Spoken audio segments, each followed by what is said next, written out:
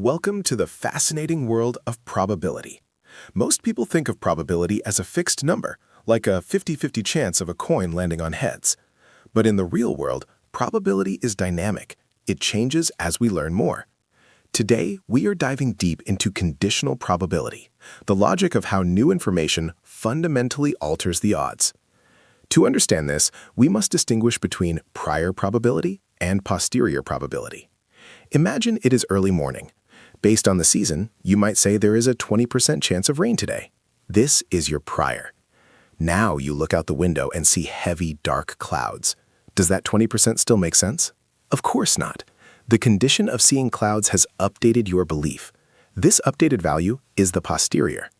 Mathematically, we express this as P of A given B. The vertical bar represents the word given. It means we are no longer looking at the entire universe of possibilities. Instead, we have shrunk our sample space. We are only interested in the outcomes where event B has already occurred. Let's visualize this with a Venn diagram. Imagine the entire box represents every possible outcome, with an area of 1. Circle A is the probability of an event, and circle B is another. When we say given B, the rest of the box disappears. Circle B becomes our new entire universe. The probability of A is now only the part of A that lives inside B divided by the total area of B. This leads us to the crown jewel of statistics, Bayes' theorem. Formulated by Thomas Bayes and later refined by Pierre-Simon Laplace, the formula states that the probability of A given B equals the probability of B given A times the probability of A, all divided by the probability of B. It's a mathematical machine for learning from experience. Let's look at a high-stakes example, medical testing. Suppose a rare disease affects 1% of the population. We have a highly accurate test, 95%. If you test positive, what are the odds you actually have the disease? Most people intuitively say 95%. They are almost always wrong. Let's do the math with a population of 1,000 people. Only 10 people actually have the disease.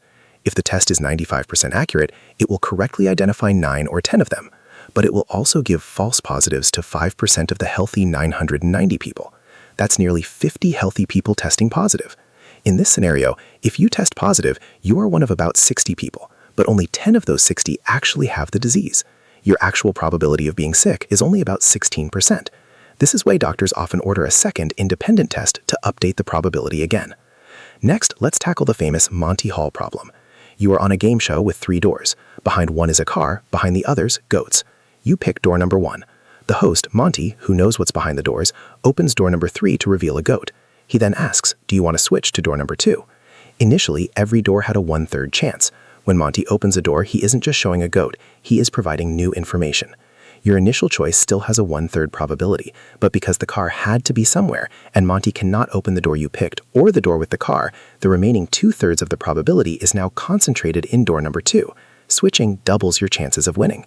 Finally, let's see how this powers modern technology through naive Bayes classifiers. Every time you open your email, conditional probability is working for you. Your spam filter looks for keywords. If the word free appears, the probability that the email is spam increases. If meeting appears, it decreases. By multiplying these conditional probabilities for every word in an email, the filter decides whether to dump it in the junk folder. Conditional probability teaches us that certainty is a moving target. In science, medicine, and daily life, we are constantly Bayesian observers. We take our prior beliefs, weigh them against new evidence, and calculate a more accurate picture of reality.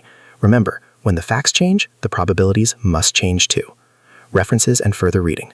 Probability Theory, The Logic of Science by E.T. Jaynes, The Theory That Would Not Die by Sharon Birch-McGrain, Statistical Inference by Casella and Berger, Thinking Fast and Slow by Daniel Kahneman.